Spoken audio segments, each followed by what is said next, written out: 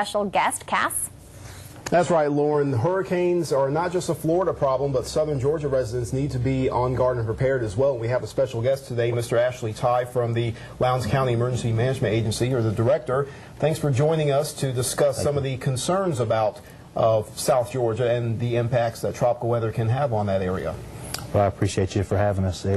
You're right, this is an important time to take time to focus on the effects that the upcoming hurricane season could have on South Georgia and North Florida. And just we want to make sure that all the residents know what they need to do to prepare themselves as best possible, and take the necessary steps so that if we are impacted by a hurricane or tropical storm this season, that we will be ready. Okay, what are some of the vulnerabilities that South Georgia residents face with a landfalling tropical system, and how can they prepare their homes, their lives, their families for such an event? Well, typically in South Georgia, most people don't realize how close we are to the coast, so hurricanes are a threat.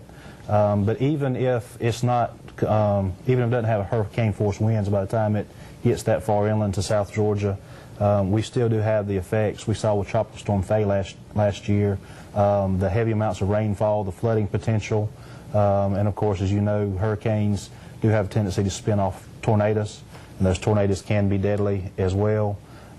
So in addition to those, it's very important that the people, number one, know that the storm is coming, pay attention to the local weather stations. The no weather radio, like the one sitting here in front of us, is probably the best and one of the most effective ways to receive those warnings.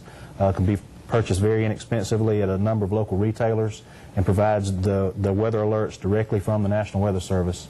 Yeah, it's definitely a great tool to have in that survival kit, not just for North Florida, but South Georgia. Instant warnings when it's definitely needed. And it all ties into our hurricane special tonight at 7 o'clock.